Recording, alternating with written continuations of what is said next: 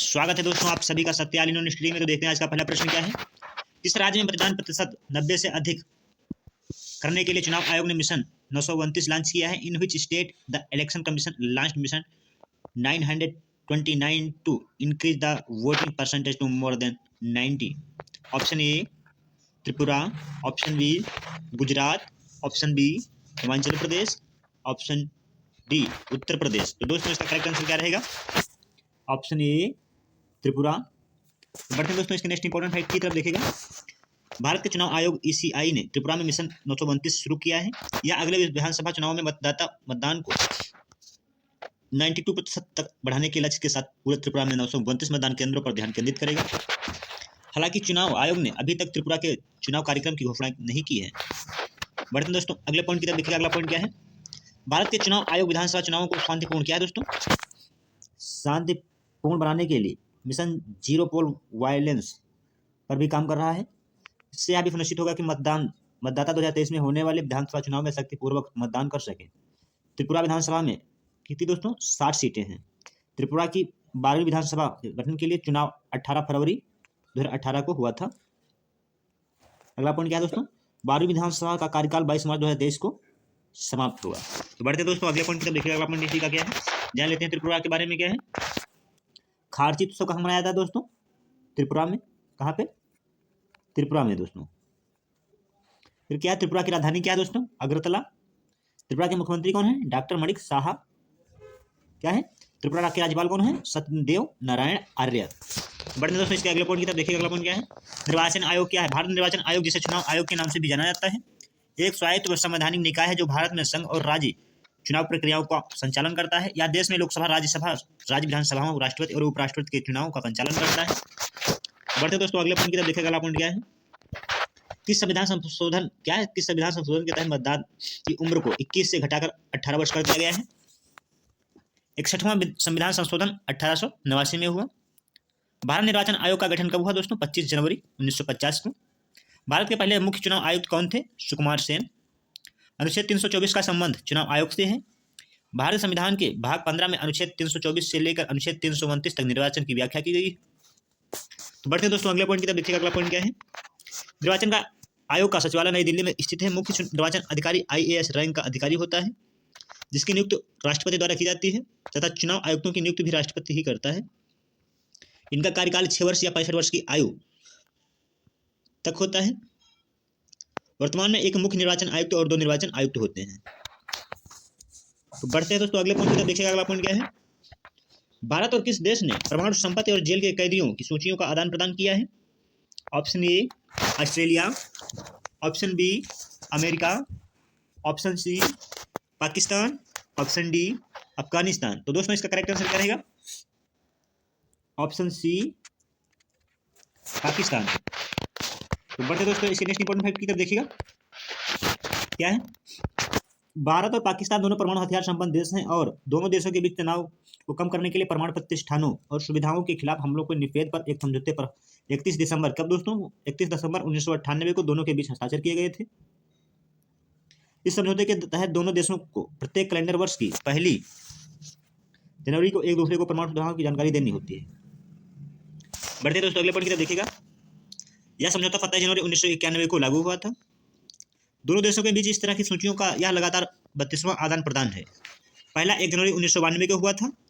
इस दिन दोनों देशों एक दूसरे के जेलों में बंद कैदियों की सूची का आदान प्रदान भी करते हैं, जिसमें नागरिक सुरक्षा क्या दोस्तों नागरिक रक्षा कर्मी और मछुआरे शामिल हैं। बढ़ते दोस्तों अगले पॉइंट की तरफ देखिएगा। अगला पॉइंट क्या है? पाकिस्तान के बारे में जान लेते हैं दोस्तों। पाकिस्तान की राजधानी क्या है? पाकिस्तान की दोस्तों राजधानी क्या है? इस्लामाबाद। पाकिस्तान की मुद्रा क्या है दोस्तों? पाकिस्तानी रुपया। प्रधानमंत्री वहाँ के कौन है इस समय प्रेजेंट टाइम में? शहबाज शरीफ। पाकिस्तान के राष्ट्रपति कौन है दोस्तों? आरिफ अलवी। तो बढ़ते दोस्तों इसके नेक्स्ट इंपॉर्टेंट फैक्ट देखिएगा। पॉइंट नंबर 3 क्या है? भारत के दूसरे और सबसे लंबे केबल स्थित 8 लेन जुआरी ब्रिज का उद्घाटन कहाँ हुआ? Where was the India second largest cable state 8 lane Zuari bridge in Crete? Option A Bihar, option B Assam, option C Himachal Pradesh, option D Goa. तो दोस्तों इसका करेक्ट आंसर क्या रहेगा? Option D Goa. बढ़ते इसके नेक्स्ट इंपॉर्टेंट फैक्ट की तरफ देखिएगा। केंद्रीय सड़क क्या है दोस्तों? केंद्रीय सड़क परिवहन और राजमार्ग मार्ग मंत्री नितिन गडकरी ने हाल ही में भारत के दूसरे लंबे केबल और 8 लेन ज्वारी ब्रिज का उद्घाटन किया है। देश का दूसरा सबसे लंबा केबल स्थित 8 लेन ज्वारी ब्रिज गोवा में खोला गया। अगला पॉइंट क्या दोस्तों, इस अवसर पर केंद्रीय मंत्री गडकरी और PWD गोवा ऐप भी लॉन्च किया जो एकीकृत संचालन प्रबंधन के लिए है। तो बढ़ते हैं दोस्तों अगले पॉइंट की तरफ। देखिएगा अगला पॉइंट क्या है, ज्वारी ब्रिज। क्या दोस्तों, ज्वारी ब्रिज उत्तरी गोवा और दक्षिणी गोवा को जोड़ता है। यह ब्रिज NH-66 को अगाकैस और कोरटालिस के गांव के बीच ले जाता है। यह कोकण रेलवे ब्रिज से कुछ मीटर नीचे की तरफ है। इस पुल की लंबाई 640 मीटर है। इसके दोनों तरफ 11.20 किलोमीटर लंबी सड़कें 3 चरणों में बनाई गई हैं। बढ़ते हैं दोस्तों अगले पॉइंट तक। देखिए अगला पॉइंट क्या है, प्रश्न नंबर 3 4 क्या है दोस्तों, 108वीं भारतीय विज्ञान कांग्रेस को संबोधित कौन करेंगे। Who will address the 108 Indian science congress. Option D Narendra Modi, option B Amit Shah, option C Rajnath Singh, option D Nirmala Sitharaman. तो दोस्तों इसका करेक्ट आंसर क्या रहेगा, ऑप्शन ए नरेंद्र मोदी। तो बढ़ते हैं दोस्तों इसके इंपॉर्टेंट फैक्ट की तरफ देखिएगा। प्रधानमंत्री नरेंद्र मोदी 3 जनवरी 2023 को वीडियो कॉन्फ्रेंसिंग के जरिए 108वीं भारतीय विज्ञान कांग्रेस ISSC को संबोधित करेंगे। 108वीं भारतीय राष्ट्रीय विज्ञान कांग्रेस का आयोजन भारतीय विज्ञान कांग्रेस संघ द्वारा 3 से 7 जनवरी 2023 तक राष्ट्रीय संत तुकडोडी महाराज नागपुर विश्वविद्यालय में किया जा रहा है। बढ़ते दोस्तों इसके नेक्स्ट इंपॉर्टेंट फैक्ट की तरफ देखिएगा। जनवरी 2022 में 107वीं भारतीय विज्ञान कांग्रेस 2022 कृषि विज्ञान विश्वविद्यालय GKVK कैंपस बेंगलोर कर्नाटक में आयोजित की गई थी। 108वीं भारत विज्ञान कांग्रेस 2023 की थीम महिला सशक्तिकरण के साथ सतत विकास के लिए विज्ञान और प्रौद्योगिकी है। कांग्रेस सतत विकास, महिला सशक्तिकरण और इसे प्राप्त करने में विज्ञान और प्रौद्योगिकी की भूमिका के मुद्दों पर चर्चा करेगी। 1914 में कांग्रेस का पहला अधिवेशन हुआ था। बढ़ते दोस्तों अगले पॉइंट की तरफ देखिएगा। अगला पॉइंट क्या है, केंद्रीय मंत्रिमंडल ने किस देश में नए वाणिज्य दूतावास खोलने का मंजूरी दे दी है। Option A Maldives, option B Lithuania, option C Paraguay, option D A और बी दोनों। तो दोस्तों इसका करेक्ट आंसर क्या रहेगा, इसका करेक्ट आंसर क्या रहेगा, ऑप्शन डी ए और बी दोनों। बढ़ते दोस्तों इसके नेक्स्ट इंपॉर्टेंट फैक्ट देखिएगा क्या है, मंत्रिमंडल। क्या दोस्तों, केंद्रीय मंत्रिमंडल ने मालदीव और लिथुनिया में नए वाणिज्य दूतावास खोलने को मंजूरी दे दी है। भारत ने मार्च 2018 में घोषित 18 देशों में से 14 अफ्रीकी देशों में मिशन खोले हैं। दिसंबर 2020 में कैबिनेट द्वारा अनुमोदित एस्टोनिया, पराग्वे और डोमिनिकन गणराज्य में 3 नए मिशनों का जनवरी 2022 में चालू किया गया है। बढ़ते दोस्तों अगले पॉइंट पे देखिए। अगला पॉइंट क्या है, लिथुनिया के बारे में जान लेते हैं दोस्तों। क्या है लिथुनिया, विनियस है दोस्तों। लिथुनिया की मुद्रा क्या है दोस्तों, यूरो। राजधानी क्या है, विनियस। मुद्रा क्या है, यूरो। राष्ट्रपति कौन है दोस्तों, गोटिनास नोसेदा। बढ़ते दोस्तों अगले पॉइंट देखिए। अगला पॉइंट क्या है, इस राज्य में नीम के पेड़ों की पत्तियां डाईबैक रोग से प्रभावित पाई गई हैं।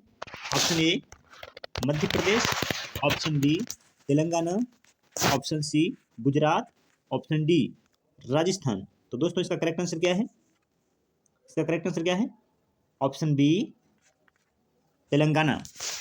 तो बढ़ते हैं दोस्तों इसके नेक्स्ट इंपॉर्टेंट फैक्ट की तरफ देखिएगा।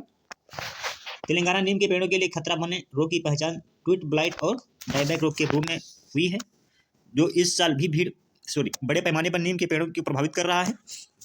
देश में पहली बार 1990 के दशक के दौरान उत्तराखंड में देहरादून के पास डाईबैक रोग की सूचना मिली थी, जबकि इसे पहली बार 2019 में तेलंगाना में देखा गया था। तो बढ़ते हैं दोस्तों इसके अगले पॉइंट की तरफ देखिए। अगला पॉइंट क्या है, इसी का प्रश्न नंबर 7 क्या है दोस्तों, भारत सरकार ने किस राज्य के एक विद्रोही समूह के साथ युद्ध विराम के समझौते पर हस्ताक्षर किए हैं। दोस्तों इसका करेक्ट आंसर क्या रहेगा, the government of India has signed क्या है, free agreement with an incorporated group from which state. Option A Madhya Pradesh, option B Mizoram, option C Assam, option D Manipur. तो दोस्तों इसका करेक्ट आंसर क्या रहेगा, ऑप्शन डी मणिपुर। दोस्तों इसका करेक्ट आंसर रहेगा। बढ़ते हैं इसके इंपॉर्टेंट फैक्ट की देखिएगा। भारत सरकार और मणिपुर सरकार ने मणिपुर के एक विद्रोही समूह जेलियन ग्रोव यूनाइटेड फ्रंट के साथ युद्ध विराम के समझौते पर हस्ताक्षर किए हैं। समझौते के तहत ZUF ने हिंसा छोड़ने और शांतिपूर्ण लोकतांत्रिक प्रक्रिया में शामिल होने पर सहमति व्यक्त की है। जेलियन गोंग यूनाइटेड फ्रंट की स्थापना 2011 में हुई थी। यह एक नागा समूह और जो मणिपुर में सक्रिय है।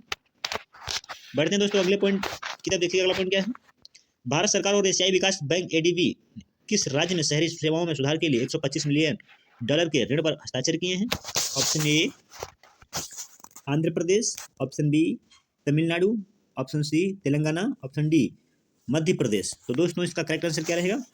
Option B Tamil Nadu. तो बढ़ते हैं दोस्तों इसके इंपॉर्टेंट फैक्ट देखिएगा क्या है। भारत सरकार और एशियाई विकास बैंक एडीबी ने तमिलनाडु राज्य में शहरी सेवाओं में सुधार के लिए $125 मिलियन के ऋण पर हस्ताक्षर किए हैं। 3 शहरों में जलवायु लचीला सीवेज संग्रह उपचार और जल निकासी और जल आपूर्ति प्रणाली विकास विकसित करने के लिए इस पर हस्ताक्षर किए हैं। बढ़ते दोस्तों अगले पॉइंट देखिएगा। अगला पॉइंट क्या है? एशियन डेवलपमेंट बैंक क्या है दोस्तों? एशियाई क्या जान लेते हैं। एशियाई विकास बैंक एक क्षेत्रीय विकास बैंक है। एशियाई विकास बैंक की स्थापना दोस्तों क्या है?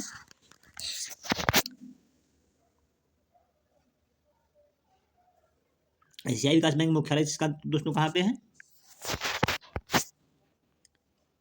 मैंडुलुयोंग फिलीपींस। एशियाई विकास बैंक के अध्यक्ष कौन है?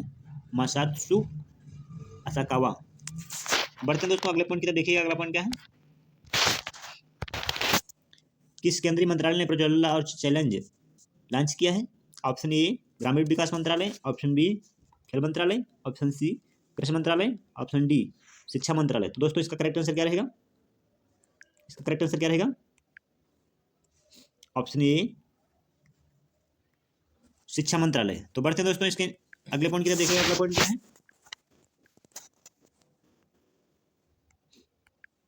क्या है दोस्तों?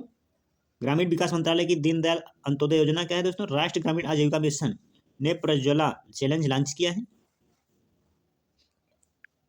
जान लेते हैं इसके बारे में।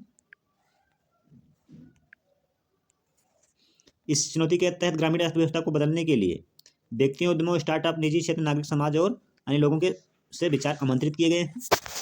बढ़ते दोस्तों अगले पॉइंट की देखिएगा। हर वर्ष नए साल पर 1 जनवरी को निम्नलिखित में से कौन सा दिवस मनाया जाता है? ऑप्शन ए वैश्विक परिवार दिवस, ऑप्शन बी वैश्विक नैतिकता दिवस, ऑप्शन सी वैश्विक कुपोषण दिवस, ऑप्शन डी वैश्विक खाद्य दिवस। तो दोस्तों इसका करेक्ट आंसर क्या रहेगा? ऑप्शन ए वैश्विक परिवार दिवस। तो बढ़ते दोस्तों अगले प्रश्न की तरफ देखिएगा। हर साल 1 जनवरी नए साल के दिन विश्व पारिवारिक दिवस मनाया जाता है। इसे विश्व शांति दिवस भी कहा जाता है। इस दिवस के माध्यम से लोगों में वैश्विक एकता और सद्भाव के विचारों को बढ़ावा दिया जाता है। तो बढ़ते हैं दोस्तों अगले पॉइंट की तरफ देखिए। अगला पॉइंट क्या है? क्या है दोस्तों?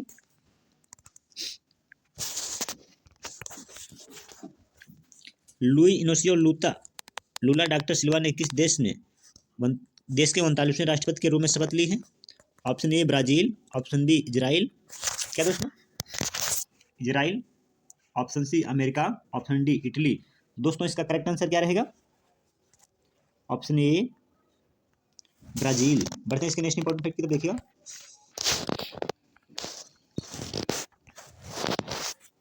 लुइज इनासियो लूला डॉक्टर सिल्वा ने ब्राजील के 39वें राष्ट्रपति के रूप में शपथ ली है। 77 वर्षीय लूला ने अक्टूबर में जायर बोल्सोनारो को कड़े संघर्ष से हराकर तीसरी बार राष्ट्रपति पद पर चुनाव जीता था। इससे पहले उन्हें भ्रष्टाचार के आरोप में 1.5 वर्ष की सजा मिली थी। 2003 में 2010 तक वर्कर्स पार्टी के अध्यक्ष के रूप में पूर्व यूनियन नेता लूला ने कमोडिटी बूम के दौरान लाखों लोगों को आर्थिक स्तर में सुधार किया था। बढ़ते हैं दोस्तों अगले पॉइंट की तरफ देखिएगा। क्या है? यह रूस, कनाडा, चीन और संयुक्त राज्य अमेरिका के बाद क्षेत्रफल के हिसाब से दुनिया का 5वां सबसे बड़ा देश है। कौन दोस्तों? ब्राजील। राजधानी क्या है दोस्तों ब्राजील की? ब्रासिलिया। मुद्रा क्या है दोस्तों? ब्राजीलियाई रियल। बढ़ते हैं दोस्तों अगले पॉइंट की तरफ देखिएगा। क्या बॉम्बे स्टॉक एक्सचेंज ने किसे एमडी सीईओ नियुक्त किया है? Option A Sundaraman Ramamurthy, option B Rajeev Shukla, option C Rituraj Awasthi, option D Shaktikanta Das. तो दोस्तों इसका करेक्ट आंसर क्या रहेगा? सुंदरमन राममूर्ति, ऑप्शन ए सही रहेगा दोस्तों। बढ़ते हैं इसके नेक्स्ट इंपॉर्टेंट फैक्ट की तरफ देखिएगा। बाजार नियामक सेबी ने सुंदरमन राममूर्ति को बीएसई का प्रबंध निदेशक और मुख्य कार्यपालक अधिकारी सीईओ नियुक्त करने की मंजूरी दे दी है। बीएसई यानी बॉम्बे स्टॉक एक्सचेंज भारतीय स्टॉक मार्केट का एक प्रमुख स्टॉक एक्सचेंज। तो बढ़ते दोस्तों अगले पॉइंट की तरफ देखिएगा। अगला पॉइंट क्या है? बॉम्बे स्टॉक एक्सचेंज बीएसई क्या दोस्तों? बीएसई एशिया का पहला और दुनिया का दोस्तों क्या है? दुनिया का सबसे फास्ट स्टॉक है एक्सचेंज है, जिसकी स्पीड 6 माइक्रो सेकेंड है। कितनी दोस्तों? 6 माइक्रो सेकेंड है। यह भारत के प्रमुख एक्सचेंज ग्रुप्स में से एक है। BSE स्थापित 1875 में हुआ था। BSE मुख्यालय जिसका कहाँ दोस्तों है? मुंबई, महाराष्ट्र। तो बढ़ते दोस्तों अगला पॉइंट की तरफ देखिएगा। अगला पॉइंट क्या है? वंदे भारत एक्सप्रेस से संबंधित खतरों में रहा न्यू जलपाईगुड़ी किस राज्य में स्थित है? Option A Paschim Bangal, option B Gujarat, option C Uttar Pradesh, option D Himachal Pradesh. तो दोस्तों इसका करेक्ट आंसर क्या रहेगा? Option A Paschim Bangal. बढ़ते हैं इसके नेक्स्ट इंपॉर्टेंट फैक्ट देखिए। प्रधानमंत्री नरेंद्र मोदी ने हावड़ा और न्यू जलपाईगुड़ी को जोड़ने वाले भारत क्या है वंदे भारत एक्सप्रेस को वर्चुअली हरी झंडी दिखाई। यह सिलीगुड़ी पश्चिम बंगाल में एक रेलवे स्टेशन है और इसे उत्तर पूर्व का प्रवेश द्वार माना जाता है। वंदे भारत एक्सप्रेस 7.45 घंटे में 564 किलोमीटर की दूरी तय करती है। तो बढ़ते हैं दोस्तों अगले पॉइंट की तरफ देखिए। अगला पॉइंट क्या है? निकोसिया किस देश की राजधानी है? निकोसिया किस देश की राजधानी है? Option A Cyprus, option B Australia, option C Britain, option D Japan. तो दोस्तों इसका करेक्ट आंसर क्या रहेगा? Option A Cyprus. तो बढ़ते हैं इसके नेक्स्ट इंपॉर्टेंट फैक्ट की तरफ देखिएगा। क्या है दोस्तों? भारत और साइप्रस ने रक्षा और सैन्य सहयोग सहित विभिन्न क्षेत्रों में कई समझौतों पर हस्ताक्षर किए हैं। छात्रों, शिक्षाविदों, व्यापारियों और पेशेवरों की आवाजाही को सुविधाजनक बनाने के लिए व्यवस्था और सहयोग का सामान्य ढांचा उपलब्ध कराने के लिए प्रवासन और भागीदारी के आशय पर पत्र भी हस्ताक्षर किए गए हैं। बढ़ते हैं दोस्तों अगले पॉइंट की तरफ देखिएगा। अगला पॉइंट क्या है? टॉप 10 स्टैटिस्टिक्स जीके प्रश्न क्या है दोस्तों देख लेते हैं। आखिरी कागज बनाने का सरकारी कारखाना कहाँ पर है दोस्तों? नेपानगर, मध्य प्रदेश में। परमार वंश का संस्थापक कौन था? उपेंद्र राज। भारत में पहली बार सार्वजनिक निर्माण विभाग की स्थापना किसने की? लॉर्ड डलहौजी ने। साइमन कमीशन को और किस नाम से भी जाना जाता है? Whitman commission. मनुष्य ने सर्वप्रथम किस धातु का प्रयोग किया था? तांबा। तो बढ़ते हैं दोस्तों अगले पॉइंट की तरफ देखिएगा। अगला पॉइंट क्या है? झंडा समिति के अध्यक्ष कौन थे? JB कृपलानी। तंबाकू का पौधा किनके द्वारा भारत लाया गया? पुर्तगालियों द्वारा। कौन सी नदी विंध्य तथा सतपुड़ा पर्वत श्रृंखला के मध्य से होकर गुजरती है? नर्मदा। अगला पॉइंट क्या दोस्तों? भारत का रूर किस पठार को कहा जाता है? छोटा नागपुर का पठार। कच्छ के रण में कौन सी नदी समाहित होती है दोस्तों? लूनी।